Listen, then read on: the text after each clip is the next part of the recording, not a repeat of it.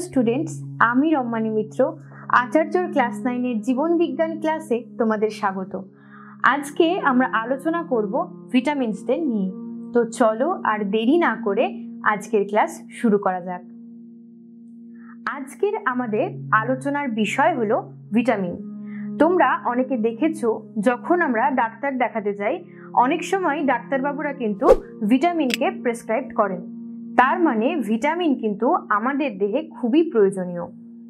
Vitamin হলো এমন একটা উপাদান যা আমরা খাবারের মাধ্যমে গ্রহণ করি এবং খুব অল্প পরিমাণে ভিটামিন কিন্তু আমাদের দেহে প্রয়োজন হয়।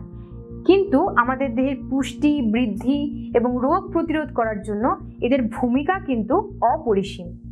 এই ভিটামিন শব্দটি প্রথম প্রবর্তন করেন বিজ্ঞানী কাসিমির ফ্রাঙ্ক 1911 খ্রিস্টাব্দে।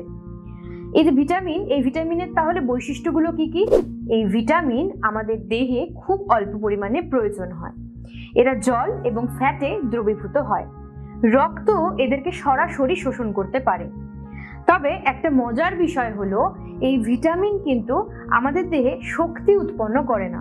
তারা কিন্তু কেবলমাত্র আমাদের দেহের পুষ্টি, বৃদ্ধি এবং রোগ প্রতিরোধে ভূমিকা পালন করে।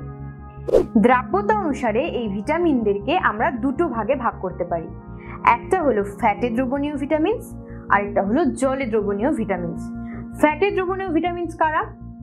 Vitamin A, vitamin D, vitamin E এবং ভিটামিন কে। এই চারটি ভিটামিন হলো ফ্যাটে দ্রবণীয় ভিটামিনস। আর জলে দ্রবণীয় ভিটামিনস হলো ভিটামিন বি কমপ্লেক্স এবং ভিটামিন সি। এবার প্রথমে আমরা আসবো ভিটামিন এ তে। এই ভিটামিন এর রাসায়নিক নাম হলো রেটিনল। এই ভিটামিন এ জেরফথ্যালমিয়া নামক রোগকে প্রতিরোধ করে, তাই জন্য একে আমরা অ্যান্টি জেরফথ্যালমিক ফ্যাক্টর বলি। আমাদের চোখের রড কোষ গঠনে এর কিন্তু গুরুত্বপূর্ণ ভূমিকা আছে। এছাড়াও আমাদের দেহের রোগ প্রতিরোধ করতে, স্নায়ুকলার বৃদ্ধি, পুষ্টি এবং তাদের কার্যকারিতা বজায় রাখতে ভিটামিন এর ভূমিকা কিন্তু অনেক। এই ভিটামিন এর অভাব যদি আমাদের দেহে দেখা যায় তাহলে কিন্তু রাতকানা রোগ হতে পারে, এমনকি চোখে ছানি পড়ার সম্ভাবনাও কিন্তু থাকে। ভিটামিন এর পরে আমরা আলোচনা করব ভিটামিন ডি সম্পর্কে। এই ভিটামিন ডির রাসায়নিক নাম হলো ক্যালসিফেরল। এই ভিটামিন ডি ক্যালসিয়াম, ফসফরাস শোষণে সাহায্য করে এবং তাদের বিপাকেও কিন্তু সাহায্য করে। অস্থি এবং দাঁত গঠনে সাহায্য করে এই ভিটামিন। এই ভিটামিন রিকেট রোগ প্রতিরোধ করে বলে একে আমরা অ্যান্টি র্যাকাইটিক ফ্যাক্টর বলি। এই ভিটামিন ডি এর অভাবে আমাদের দেহে কিন্তু রিকেট রোগ হবার সম্ভাবনা থাকে। এবার আমরা আসবো ভিটামিন ই তে। ভিটামিন ই কে কি বলা হয়? টোকোফেরল। এই ভিটামিন ই কিন্তু বন্ধ্যাত্ব প্রতিরোধে গুরুত্বপূর্ণ ভূমিকা পালন করে, তাই জন্য একে আমরা অ্যান্টি স্টেরিলিটি ফ্যাক্টর বলবো। এই ভিটামিন ই মাতৃদেহে দুগ্ধক্ষরণে সহায়তা করে, পেশির সক্রিয়তা বজায় রাখে এবং এরা কিন্তু বন্ধ্যাত্ব প্রতিরোধ করে। ভিটামিন ইর অভাব যদি হয় তাহলে সেক্ষেত্রে কি হয়?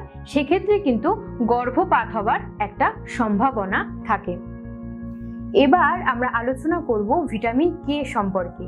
এই ভিটামিন কে এর রাসায়নিক নাম হলো ফাইলোকুইনল। এই ভিটামিন কে কি করে? রক্তক্ষরণ বা হ্যামারেজকে প্রতিরোধ করে, তাই জন্য একে আমরা কি বলি? অ্যান্টি হ্যামারেজিক ফ্যাক্টর বলে থাকি। এই ভিটামিন কে এর কাজ হলো রক্ততঞ্চনের ফ্যাক্টর প্রথমবিন এবং কি ফ্যাক্টর 7 ক্ষরণ করতে সাহায্য করে এবং তাদের গঠনেও কিন্তু গুরুত্বপূর্ণ ভূমিকা পালন করে। এই যে ভিটামিন কে, এই ভিটামিন কে এর অভাবে আমাদের দেহে কিন্তু রক্ততঞ্চন ব্যাহত হয়। ভিটামিন কে পরে আসবো আমরা ভিটামিন বি কমপ্লেক্স। এই ভিটামিন বি কমপ্লেক্স কিন্তু 8টা ভিটামিনের সমন্বয়ে তৈরি হয়। B1, B2, B3, B5, B6, B7 আর B9। এই 8টা ভিটামিনের সমন্বয়ে কিন্তু গঠিত হয় ভিটামিন বি কমপ্লেক্স। তাদের যে রাসায়নিক নামগুলো, সেই রাসায়নিক নামগুলো কিন্তু তোমরা স্ক্রিনে দেখতে পাচ্ছ। এই ভিটামিন বি কমপ্লেক্সের কিন্তু গুরুত্বপূর্ণ ভূমিকা আছে। তারা শর্করা, ফ্যাটি অ্যাসিডস, অ্যামিনো অ্যাসিডস এগুলো বিপাকে সহায়তা করে, ডিএনএ সংশ্লেষে ভূমিকা পালন করে। এই vitamin B complex coenzyme A তৈরিতে সাহায্য করে। এই ভিটামিন বি কমপ্লেক্সের ডেফিসিয়েন্সি যদি আমাদের দেহে তৈরি হয় তাহলে কিন্তু অনেকগুলো রোগ হওয়ার সম্ভাবনা থাকে। এই ভিটামিন বি কমপ্লেক্সের অভাবে আমাদের দেহে কিন্তু বিভিন্ন রকমের রোগ হবার সম্ভাবনা থাকে। বেরিবেরি, পার্নিসিয়াস অ্যানিমিয়া, মৃগী, ডার্মাটাইটিস ইত্যাদি বিভিন্ন রকমের রোগ কিন্তু হতে পারে। এরপর আমরা আসবো ভিটামিন সি তে। ভিটামিন সি এর নাম তোমরা কিন্তু অনেকেই শুনেছো। কোভিডের টাইমে আমরা কিন্তু এই ভিটামিন সি এর নাম সবসময় শুনতাম যে এই ভিটামিন সি নাকি রোগ প্রতিরোধে গুরুত্বপূর্ণ ভূমিকা পালন করে। এই ভিটামিন সি স্কারভি প্রতিরোধ করে বলে একে আমরা অ্যান্টি স্করবিউটিক ফ্যাক্টর বলে থাকি। এই ভিটামিন সি বার্ধক্য প্রতিরোধ করে, রোগ প্রতিরোধ করে, আমাদের হাড় এবং দাঁতে ক্যালসিয়াম জমতে এবং কোলাজেন সংশ্লেষেও কিন্তু সাহায্য করে। এই ভিটামিন সি ডেফিসিয়েন্সি যদি আমাদের বডিতে হয় তখন কিন্তু স্কারভি রোগ হওয়ার সম্ভাবনা থাকে এবং আমাদের দেহের যে রোগ প্রতিরোধ ক্ষমতা তা কিন্তু দুর্বল হয়ে যায়।